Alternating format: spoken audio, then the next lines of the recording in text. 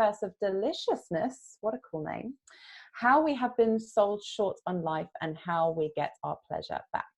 Julia is a SourceTV Evolutionary and features in an interview on the Healing Hunter and Mastery series. Julia provides expertise in a wide range of spiritual traditions, including Shamanism, Kabbalah, and inquiry. And through attunement and a deep innate wisdom for practical healing and wholeness, she supports her clients to envision and embody their full potential. And her talk is focused on staying sane in a mad workplace. So let's all give a round of applause and welcome to Julia.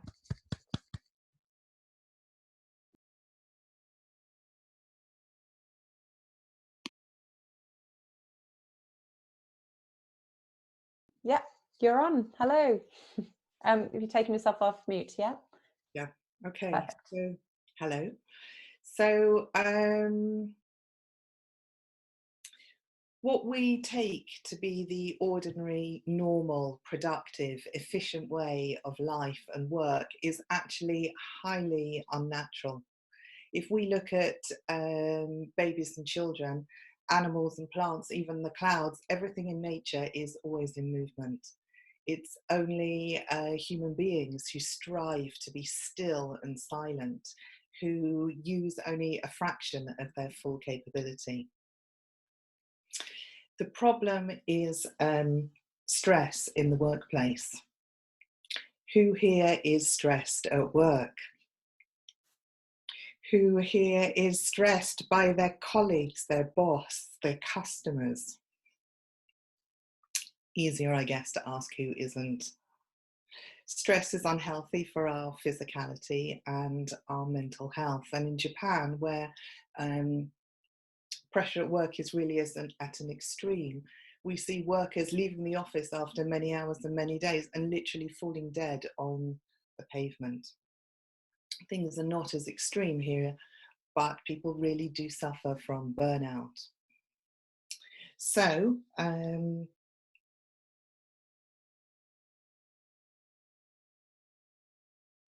stress is when we are trying so hard to get something done and we're going really, really fast. All our energy kind of shoots up into our head. All of our energy is, we want to get all the answers from our thoughts, from our brain, and we forget about our body. We tense up everything. Physically, we tense up everything going upwards. And of course, this is not the most efficient or effective way to be. And of course, it is exhausting. After 8 hours a day in a limited position, or repeating a limited set of movements, after 5 days a week doing that, after 48 weeks in the year, after several years in the same position or the same set of positions, we become really fixed like that, and our capacity is diminished. It means that our personal identity is limited, is shrunk, our physical body is shrunk, and the capabilities that we have to offer to our company is shrunken. So we all lose out. As individuals, we lose out, and as a corporation, we lose out. We end up not offering our full abilities and our enthusiasm. Instead, we offer just our limited job description. So I want to say that I have been working with people for 25 years, and I know that the answer to health and well-being is not to be found in the realm only of mindset, in the realm of changing habits, in the realm of mindfulness, of thinking about ourselves. The way of changing ourselves is to more fully inhabit our lives and our bodies, to more fully inhabit this three-dimensional flesh that we are. So I want to offer 3 ideas this evening, 3 ways of being more whole, more in reality, more sane. So the first is being in the body. The second is releasing stress. And the third is trusting in the unknown. So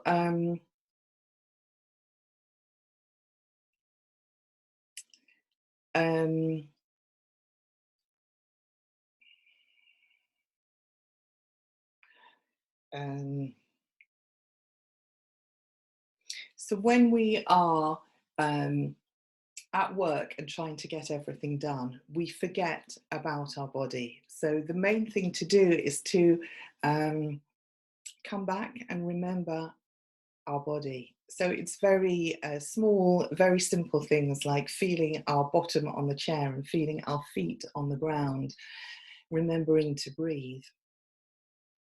As I remember to breathe in this moment, and doing things in a different way than we usually do. So if we answer the telephone with our right hand, for a change, answer the telephone with our left hand. If we cross our legs in one direction, to cross our legs in another direction.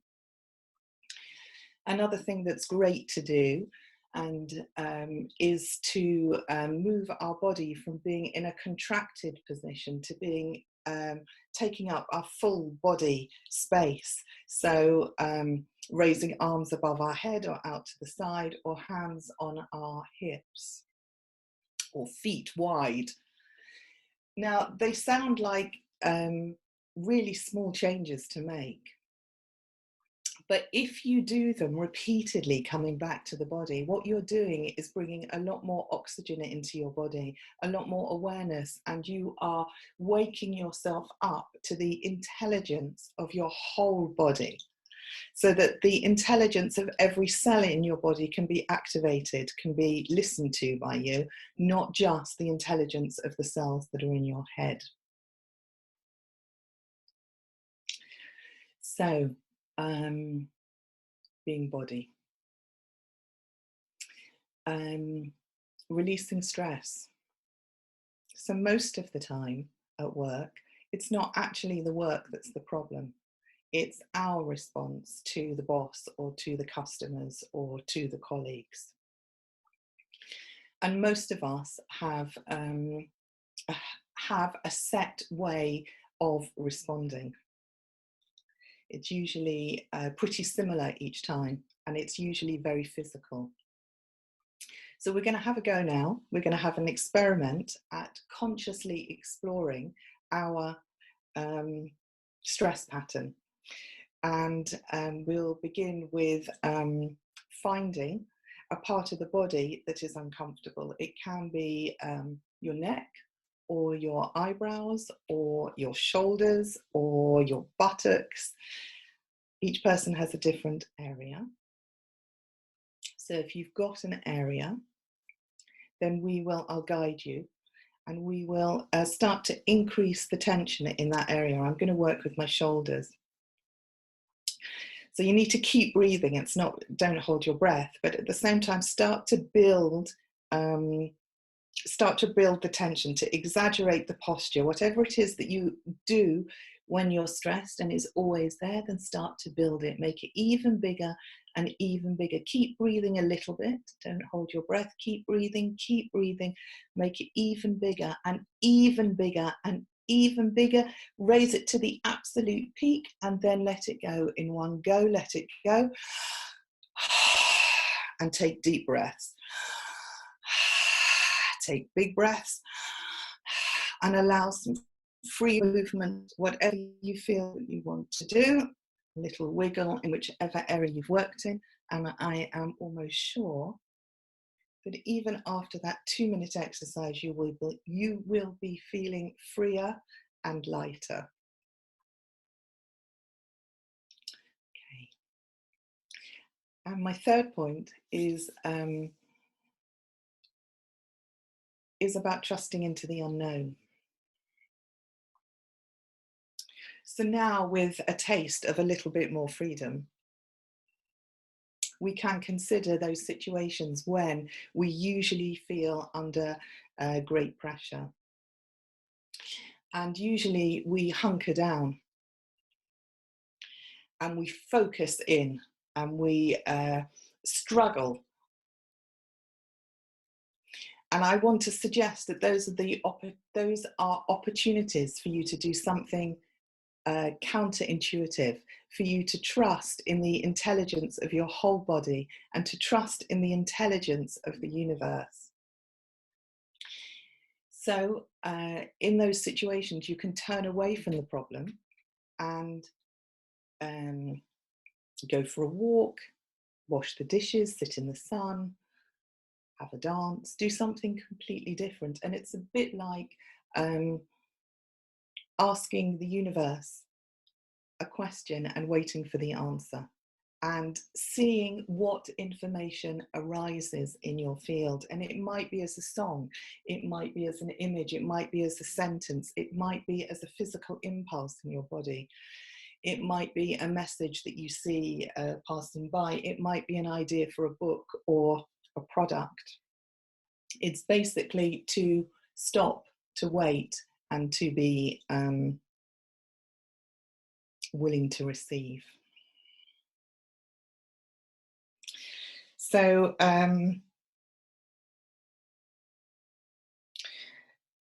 so I think that what I want to leave you with is the sense that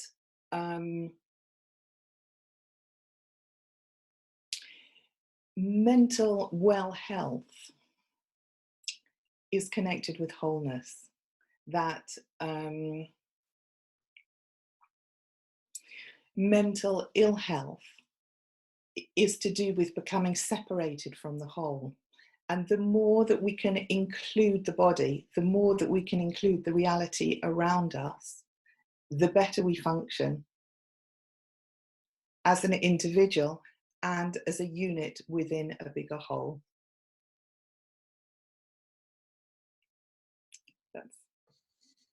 Let's all give Julia a big round of applause. Thank you so much. You have a very beautiful, relaxed delivery, Julia.